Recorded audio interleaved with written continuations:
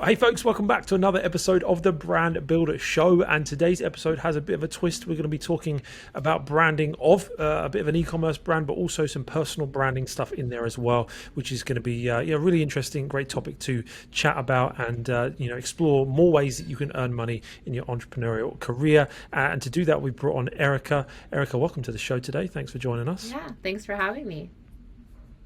I'm looking forward to having a discussion about, firstly, the brand that you've built. I had a little bit of a look at it before we recorded, and it's very cool. I like it. And then we're going to talk about TikTok, which is an interesting topic of discussion right now for many reasons. And then a bit about personal branding. Before we do that, I'd love to hear a bit about your story, your journey. Give us the elevator pitch of your entrepreneurial journey so far. Catch us up to today, and then we'll dive into some more stuff. Sure, yeah, I'll try to keep it short and sweet. I'm Erica. I'm the Chief Everything Officer and founder of a startup called Brodo, where we make functional protein snacks, better for you snacks. We have a edible cookie dough on the market right now, added protein, less sugar, cleaner ingredients. And then we're launching cookies pretty soon in the US. So the three pillars of our company is fun, functional, and nostalgia. We kind of try to tap on those things with all the products that we launch.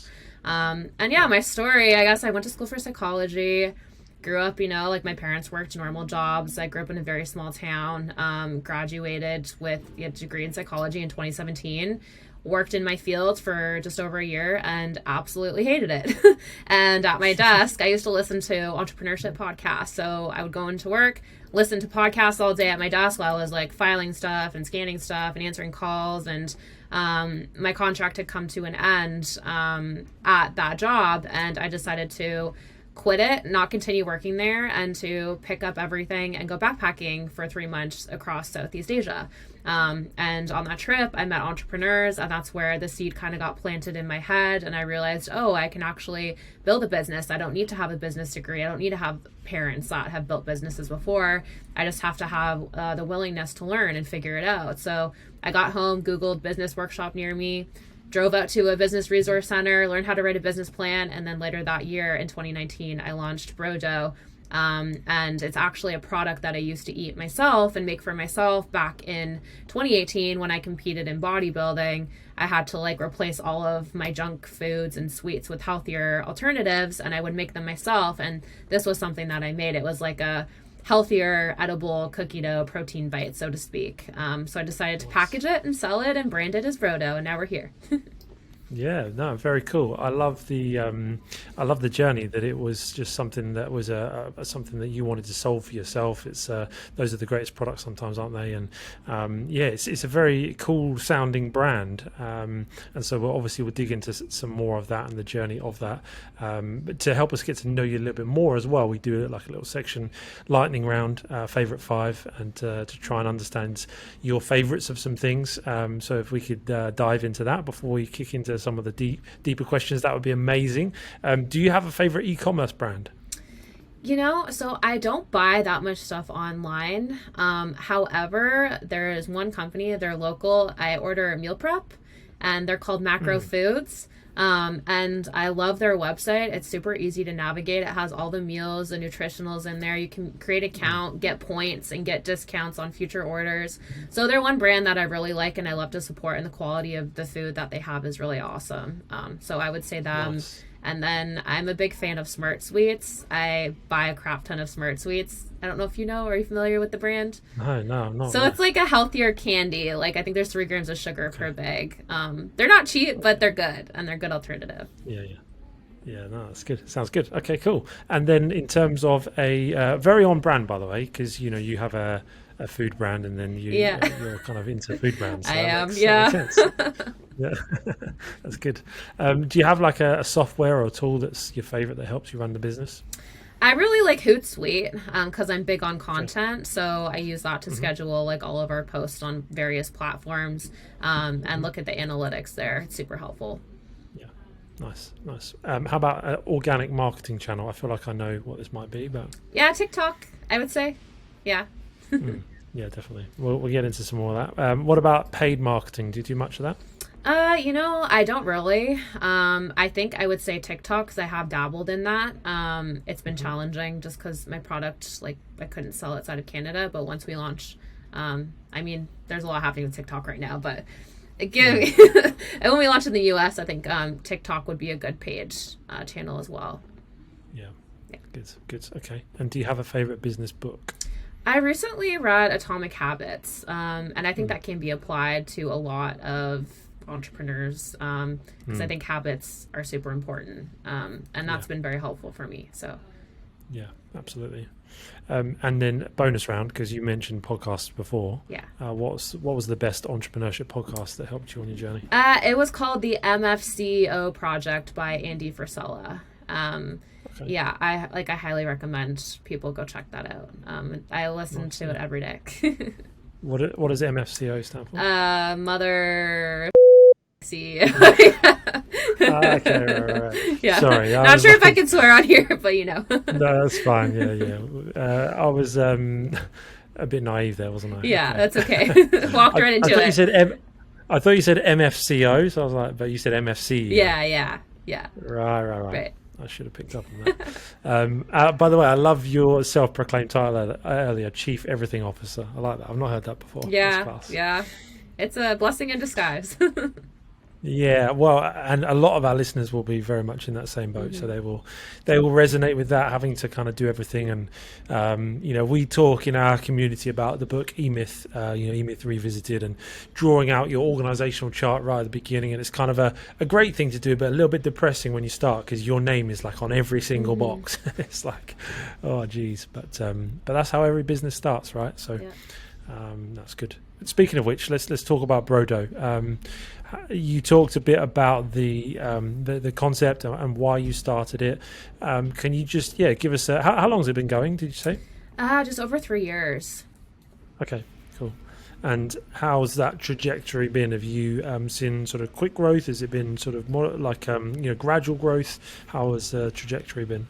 It's been interesting because I launched 3 months before the world flipped upside down, right? Like March 2020 is when everything shut down and there was this big D2C wave, like everyone was buying online, and I capitalized on that. Like it was really good for me. I did a lot of marketing and I really pushed for content and a lot of people saw it, and that's when I started like getting on TikTok as well.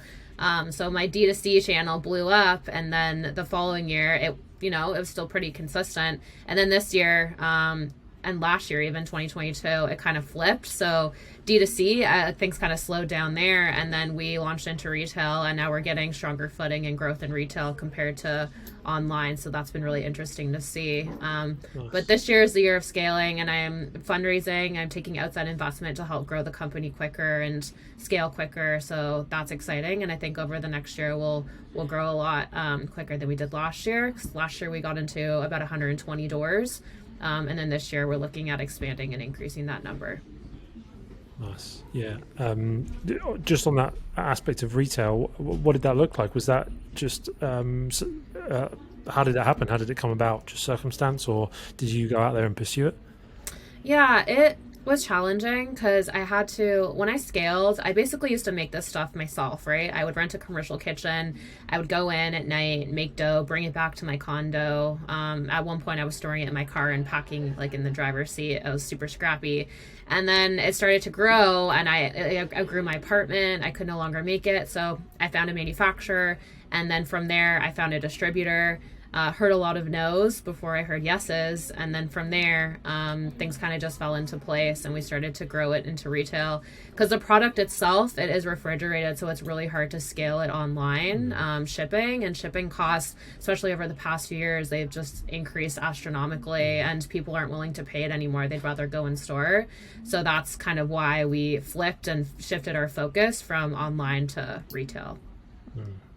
What are some of the challenges that you face selling a consumable product, particularly a refrigerated one, aside from shipping, of course, but like someone selling, dog leads or something? What are the unique challenges that a food brand would come across?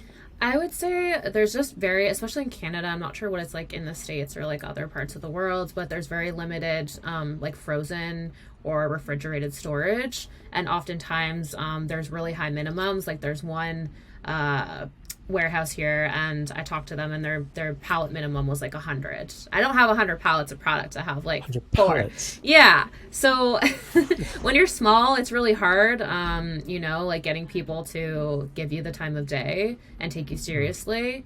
And yeah, it's more expensive as well. Like ambient storage it could be $20 a month or $10 a month. Frozen can be $40-$50 a month per pallet for storing it. And then freight is more expensive as well. Like you can have a truck, just a regular truck, take product anywhere that's shelf stable or ambient, and then you have to get refrigerated or frozen trucks for my product. So it affects, the whole supply chain too. Like, and it's riskier because you don't know, like, okay, the shipment's getting delivered in August and it's like 35 degrees. I don't know if you guys do Celsius. Do you do Celsius? We do Celsius. Okay, yeah. it's just America. That's weird. Do you guys do Celsius as well? Yeah, we do. Oh, Yeah. man, those Americans. I know, they're silly. But yeah, you don't know. Like maybe like the driver is unloading a pallet and it's like out in the parking lot because he's talking to someone for like half an hour, and then the quality of your product, like it melts or something happens to it. Yeah, wow. Like I'm sure you've gotten ice cream before and you've opened it up and you're like, it's half empty. Like, what happened? Or it has freezer burn or something. Somewhere in the supply chain, someone goofed up or it got left out or something happened. So there's just more risk with it. Yeah, wow. The margin for error is really slim, isn't it, on that? Yeah. You don't really think about that kind of thing. And then in terms of raising funds for it to be able to grow it, again, I know it's a bit of an open-ended, vague question, but what does that look like in terms of, you pulling together, obviously, a lot of stats, a lot of data to, show the progression of the business. But yeah, can you give us some insight into how you're going about that, what that whole process looks like for you? Yeah, so this has been something that I've been doing for the past like 6-ish months. I basically put together like a pitch deck and showed the growth of the company and projections and like our plans for, retail and D2C. The big selling feature of the brand and getting people to like really invest in it and like the journey and where it's headed is like the community that I built with it. Like I think we have close to 300,000 people across multiple platforms. And the problem that I have is I can't sell to a lot of those people because they don't live in Canada. Like a majority of the people who follow are American. So that's why we're pivoting and we're launching a shelf-stable product in the US market just to kind of open that up and bridge the gap. And I've kind of been explaining that to investors like, hey, look at this is the engagement. This is where we're at compared to other brands. We're making a lot of noise and people want to support, but they can't. We need your money to help us get there and make it happen, right? So I think we're building a really awesome brand, and like I'm showing them the innovation and all the things that are coming down the pipeline. And then also the team, like I'm no longer just a one-woman show. I still kind of am the chief everything officer to an extent, but I now have like an operations advisor who has come on and is helping me. We meet weekly, and I have a full-time employee, which is really awesome. And then I have additional contractors that have been helping me and will likely come into the company as it continues to grow. But fundraising right now in this climate, it's not super easy. And I know a lot of other founders are struggling too. But that capital is like really necessary to really grow just because there's so many expenses, especially with food. The margins are a lot tighter than other products. Yeah. And the funding that you're going to be getting, is that going to be giving like equity in the company or a return over X amount of years? How is that working? Yeah, so I have 2 investors who have came on so far, and they will get equity. And again, this is like something that's like all new to me. I have no business background. I have no finance background. I got C's in math in high school, But what I'm doing, it's called a SAFE, so it's a simple agreement for future equity, I believe. And basically right now, because the company is so young, I don't really have a valuation. Like it doesn't really have a number right now of what it's worth. So basically investors who come in now, they don't get equity yet, but then when I do my next raise, which will be my Series A in 2024, they'll get more equity for less because they came in earlier, so they'll get a discount. So it's kind of like a bonus for them because they came in earlier when the company was less mature. Yeah. And so if you're raising money, you would have your eyes on selling the business at some point down the road? Yeah, that's the goal. I'm not sure when that will happen. I am just taking things as they come, and I think I'm going to take it as far as I can, and then kind of see what happens. But for Mm. now, I think it's like a long road ahead. Mm. Yeah. Yeah, for sure. I mean, I love the brand though. It's and not just saying that because you're on the podcast, but the name itself is very catchy. You can see that kind of name and brand and product being on shelves all across America and lots of places. So I think yeah, it's exciting times. Hey. Yeah, thank you. Mm. You mentioned about the growth of it has been predominantly, almost entirely organic. Obviously, a lot of D2C brands would just throw themselves straight into paid marketing. What was it that really steered you down the route of creating organic content to build a community? The bootstrapping phase. I guess I was just so broke. I didn't have the ability to invest in marketing, which at the time I was kind of upset and like, oh, I have no money to spend on marketing. It sucks. I hate this. But I'm so glad that I struggled and I was forced to like build a community organically, because I think a lot of founders are now realizing the potential for that versus just throwing money at Instagram or Facebook, especially with like the iOS changes and like you're not getting the conversions that you normally did. They're like, okay, how can I market or get creative? Or a lot of companies are pulling back their marketing spend and they're actually pivoting to organic and they don't know where to start.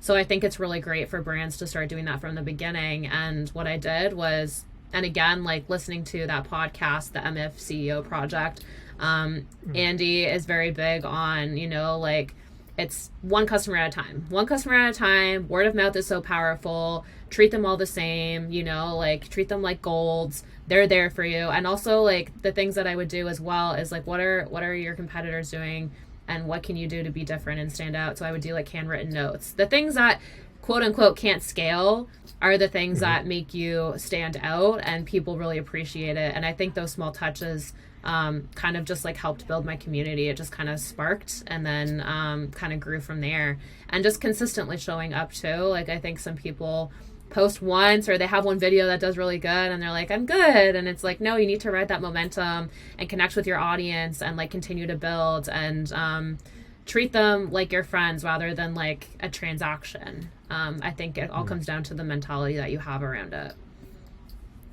Yeah, definitely. Which brings us nicely on to TikTok as a topic of conversation, which from what I gather has been one of your, if not the major channel for you for growth. Starting off, like, are you concerned about what's going on with TikTok right now? Yeah, I mean, it's that saying goes, right? Like, don't build a house on rented land. I think it doesn't matter what platform it is, like even LinkedIn, I use LinkedIn heavily and I rely on it for a lot of things. And I got locked out of it multiple times. And it's like, they own everything. I have nothing. I'm just, a person who uses a platform. Same with TikTok. So I guess what I've been trying to do, and this is the strategy that we're going to start implementing, is trying to get emails, because emails you have, they're yours. You can have them and then you can add them to your flows and send them out and, keep your customers that way. But yeah, I mean, it is definitely scary, but I think that there's always going to be an app like TikTok. There's going to be another one that comes out and replaces it sooner or later. And probably not like a Chinese based app, maybe a US based one. I'm not sure. It definitely does suck for a lot of creators because like me, for example, like I built my whole business on there. A lot of my best friends have built their businesses on there. I know a lot of people rely on it for marketing. So if it does get banned, it is concerning. And I'm not sure where everyone's going to put their time and energy into. Probably maybe Instagram temporarily, but then everyone wants to boycott Meta. So I don't know. We'll see what happens. Yeah. So you wouldn't see comparable results from the same content on Reels or Instagram or Facebook or YouTube Shorts even? Yeah, I think TikTok is just a lot different. It's because of the way the algorithm works. You're basically in your own little bubble, right? Like it basically figures out what content you like specifically based on your watch behavior, like whether you like something, comment on something. how many seconds you watch of the video, and then it continues to deliver content that you like or engage with. That's why it's so addictive, but it can also be great. It's super educational. Like people, like I've learned a lot of stuff on there. So I think it's also a lot easier to engage with your audience. Like you can respond to comments with videos, you can message, like it has all these features that makes it really accessible to like talk one-on-one with people who are, you know, commenting on your stuff, and you can stitch and duet, and like it's very inclusive. Whereas these other platforms, like even Instagram Reels, I don't think it's really the same. And I know people really like TikTok because it's less shiny and there's more candid content on there over any other platform. But I think definitely YouTube Shorts is something that's going to start taking off, I believe. And I think that's something that we're going to start taking advantage of and posting on there more. Yeah, definitely. You mentioned about emails, collecting emails. It's notoriously quite hard to collect emails from TikTok. There's not always a huge conversion of lead collection or anything like that. Is there anything specifically you're doing to improve that, or any tactics that you're trying at the moment? Yeah, so we haven't really started implementing that just yet. I have done like giveaways before, and those videos have done pretty well. And in order for someone to enter the giveaway, they had to put in their email. So we just have like a link tree and a landing page. People put in their email, and then that's kind of it. And it was pretty effective. And then same with like when we're launching into the US, kind of putting out content, being like hyping it up, right? Like, hey, we're launching, we're gonna have a pre-sale soon. You have to like offer something, right, for them to want it to put in their email. So I think that's a really good strategy, like kind of having like the whole FOMO, like, you know, if you're not signed up to this list, like you're gonna miss out on when we announce this or drop this, or so I think it's like constantly putting out that information and making people aware of it. They'll want to put their email in. So I've been doing that on TikTok a little bit, and then same with Instagram, same thing, like kind of promoting it there. And then even LinkedIn, I've kind of been like, you know, like dropping hints and stuff, like we're coming to the US, like be sure to sign up here. And it usually does work for the most part. People do it. Yeah, nice. Yeah, is it a website on Shopify? It is, yeah. Yeah, cool. The product seems like it obviously lends itself to like repeat purchases. Is a subscription sort of plan or model part of what you do? Yeah, so we didn't do it with the cookie dough, just because we had to do minimum order quantities based off of, like, we couldn't just ship one jar of cookie dough out. So it was kind of a little tricky. But with the cookies, when we're launching those in the US, we are going to implement a subscription model. And then we're also going to like launch with 2 flavors, and then do like limited edition drops or like pre-sales or things like that. And I think like having that subscription piece in there like will really help with repeat customers and having like consistent sales coming in, right? Yeah, definitely. Good. No, that's cool. So yeah, sorry, back on TikTok. Whether it's TikTok or short form, obviously I don't know how this podcast episode will age, because who knows what announcements will be made. Yeah. Do you know when they're going to make a decision on it in the US? Is there a date set? I'm not too sure. Canada's a little different. We're there. I guess they're kind of fighting right now. I know the TikTok Canada team, and they have been fighting Bill C-11, which they're trying to basically regulate TikTok and YouTube, and basically show Canadians Canadian content on the algorithm, not content out of anywhere else. But I think that will be scrapped if the US bans TikTok. I feel like Canada will probably follow suit. So I don't think it's something that will happen overnight. I think it'll be a lot of back and forth. And then if it does happen, I'm not sure, like, are we just not going to be able to log in one day, or is there going to be an announcement, or like what is that going to look like? Because we've never seen anything like this really happen. I mean, it's happened in India, like TikTok got banned in 2020 there, but I'm not too sure. Yeah, I feel like it's a really naive thing to say, but I feel like it just won't happen. Okay, I hope you're right, because I don't know. I don't have a basis for that. I haven't read the legal proceedings or anything like that. I feel like it's an overreaction, but then some people would say it needs to be done. So I don't know. It just seems extreme, but I'm probably being completely naive with it. So who knows? Yeah. But let's say TikTok does survive. let's hope. What are some of the success points that you said, for beginners that just maybe wanted to start out on the platform, maybe it gets the approval to stick around long term? What should beginners be doing? What have you done to really build that community, build that audience on TikTok from day one? Yeah, I guess it's like humanizing, whether it's like your personal brand or your business. I think having like a face to the account or the brand is really helpful. I know a lot of founders are very apprehensive to do that. They don't want to be the face of their brand, but it's really worked. And I think it's proving to work, because, people want to feel something. They want to feel connected to something. And I think that's going to set you apart from your competitors. So if you can show up consistently in your videos and post consistently and talk one-on-one, like you're talking to the person directly, I think that's super impactful. And share your story. Like, storytelling is huge. Like, why should people care about your content? Share not only like the highs, share the lows, show like whatever industry you're in, like give people like a peek behind the curtain, because it's super interesting to people, and they're going to want to follow along for the journey. So I think it all comes down to that. And then, there's like different tools that you can use. Like there's Trend Talk. It helps you find trends, trending sounds, trending videos. I think you can schedule with Hootsuite. I haven't done that yet. So if like time's a huge thing, like you can schedule posts, and then on top of that, you can time block. So a lot of people come to me and they're like, I want to grow on TikTok, but I don't have time. And how do you have time for this? I don't get it. And I'm like, okay, well, you can content block. Like just go sit down or whatever for like 2 or 3 hours a week, make a bunch of videos, and then you can schedule them if you need to. It really doesn't take that much time or energy, as long as you're consistent with it and you, I guess, get used to the platform. But if someone's like looking at just getting started, I would go in, scroll on the For You page, look at, even search competitors or people that are doing what you're doing in the search bar, and like look at their page and see like, oh, this really worked for them, I can do this. Because TikTok is basically just everyone copying each other. No one is original. So you can take like ideas and inspiration from other accounts. There's no like problem with that. So yeah. Yeah, I've noticed a few people trying to do get content on TikTok, and trying to get maybe like a VA in the Philippines or something like that to post the content for them, but then it only gets shown to an audience where it's posted. Have you discovered that at all? I haven't, but that's very interesting.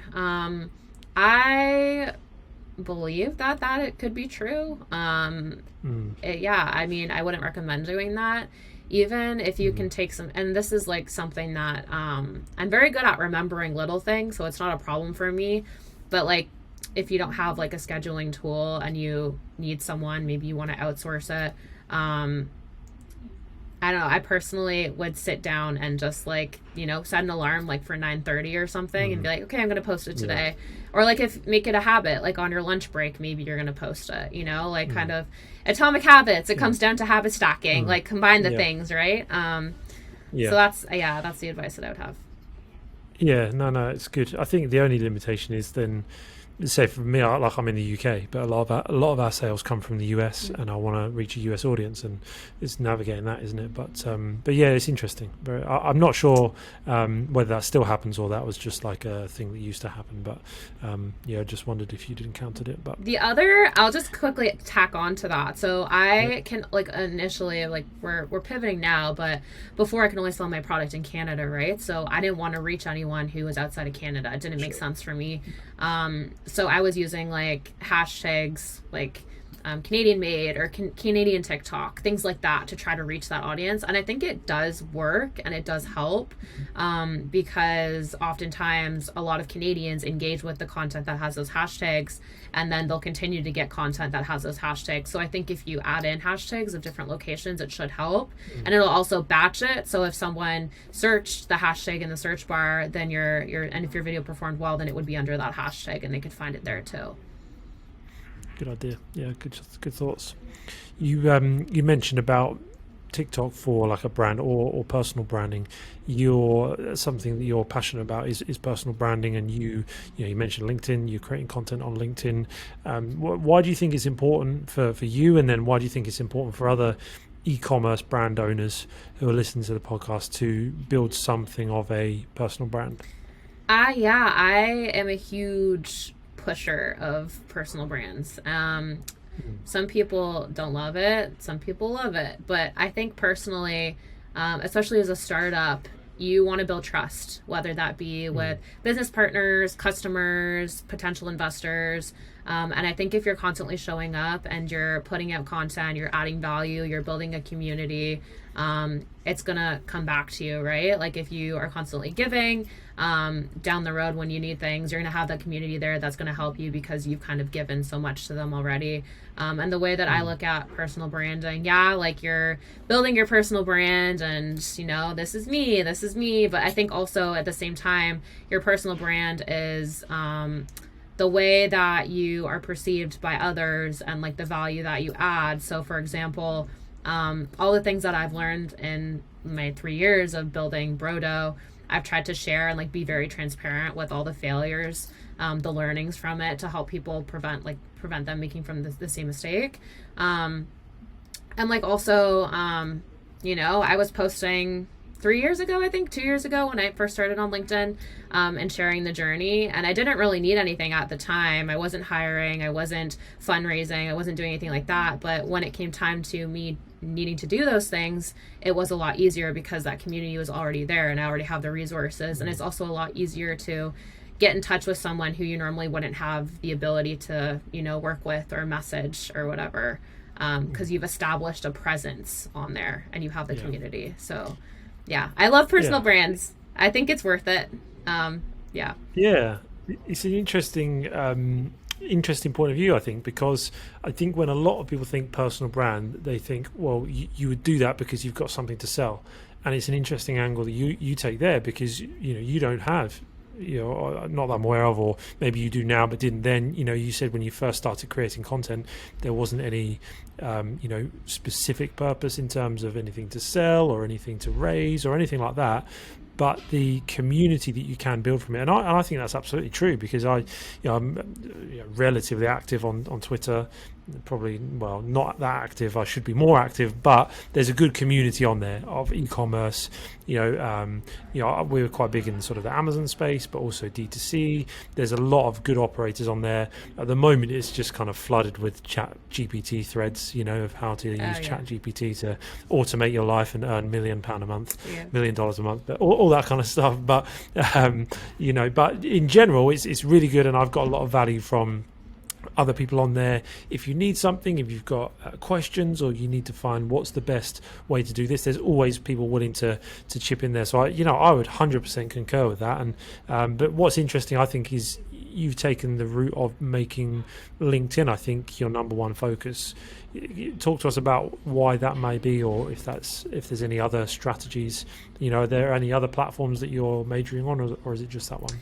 I guess for me, I'm like one person, and I always tell people like try not to spread yourself too thin. Try to pick one or two platforms to really dive into and be really good at. And then when you kind of figure that out and you're doing well on there, then maybe add another channel. Like I created a Twitter account, but I honestly haven't given it the time of day just because I'm mentally tapped out and I can't. But LinkedIn, I guess like that's where I found my employee. That's where I found, and he's a rock star, by the way. Like he's great. And I don't think I would have found him had I not been present and posting consistently on the platform. Like I posted a position and I had tons of applicants come in, and they know me and they know the brand, right? Like my operations advisor, like he saw a post on LinkedIn and that's how we got connected, and now he's helping me. And he's worked for big corporations like Walmart. So I think like having that talent come in and help me at such a small size, like I don't know. I think my time and energy is best spent building on there, and even like retailers, like creating awareness and just kind of using it as leverage. And then when you go to those retailers, it's kind of like, oh, like I've seen you on LinkedIn, or like I know what your brand is about. It makes things a little bit easier, and you can get your foot in the door. So it's really great for B2B, even mentors. Like I remember when I first started posting on there, I was terrified too. Like I was messaging, CEO and founders of products that I eat daily and consume daily, and they built multi-million-dollar companies. And here I am, like, hey, like I have this cookie dough company. I store it in my living room. You know, do you have 10 minutes for a conversation? And they were very receptive, and they got on the phone with me, and they talked to me, and they helped me. And some of them are still mentors of mine to this day. And this was all through LinkedIn, and the knowledge and the learnings from just my experiences with the people that I've met through there are invaluable. Like, they're priceless. And you can find, like, you know, your community there, like whether you're in, I don't know, tech or CPG or whatever industry you're trying to be successful at, like, the people are there. And I think surrounding yourself with people that are in the same space as you is very helpful, and it'll help you get places quicker and help prevent you from making screw ups, right? Yeah, no, very cool. And like I say, really interesting take on it, because I think my immediate reaction, and a lot of people's, is our personal brand. It's something to sell, you know, that's separate from their brand. So it's a really interesting take to actually leverage that for your brand, and that's really helped your brand grow. I love it. I think it's really smart. What are some of the content things that you're doing then? Is it all just the journey of your brand? Are you throwing kind of leadership stuff in there? What's the play? Yeah, it's just like me, you know, I'm a 20-something-year-old who's never done business. I'm a first-time founder. I'm very transparent. I don't really know what I'm doing half the time, but I have really great people who are helping me. So I think just like talking about, like from, you know, picking and packing in my living room and showing what that looks like, from storing boxes on my balcony in the Canadian winters, just being very candid with everything. That's always been my goal, because I know some people are not comfortable sharing that stuff on there. And I guess the whole reason why I started posting on LinkedIn too initially was because I went on there and it was very shiny. It was very toxic positivity and fundraising millions of dollars and hiring and getting into new stores and doing all these great things. And I felt like I was doing everything wrong. Like I was working out of my car, out of my apartment, going into a kitchen. And I was like, I want someone to like look up to and relate to. And that person isn't here. So why can't I be that person? So that's just what I've been doing. And for example, my old product that I launched into stores with wasn't selling because of the price and the size and some of the ingredients. So we're completely scrapping that one and launching a new and improved one in like a month or two. And that was kind of like, you know, a learning, right? Like sometimes things don't work and it's okay. And you just have to solve it and move on, right? So, yeah. Any mistakes that you see people making with their LinkedIn content or LinkedIn strategy? Selling too much. Like, I think the more you try to sell something, the less it's going to sell. That's not true. I think it's good to sell things, but I think also you should have trust established between you and the people who are following you. Like I did launch a TikTok course and I was selling it, but I wasn't posting about it every day. And if people messaged me and they're like, do you still do TikTok consulting, or can I ask you TikTok questions? I would send them the link to my course. And because I built something and they see it, there's proof that like I kind of know what I'm doing. There's that trust established there. And then on top of that, I tried to add value where it's like I put out free posts about TikTok. So then people are like, oh wow, this is really interesting, I want to learn more, and then they'll go and they'll take the course themselves, or they'll message me and want to, you know, get more information. So I think people ask too much and they don't give enough. I think it does definitely come back to you when you start putting it more on the platform, and people just need to start sharing more and giving more. Fascinating. Really has piqued my interest about the platform. I think it's something that's a lot more people should be doing. You're right. Yeah, for sure.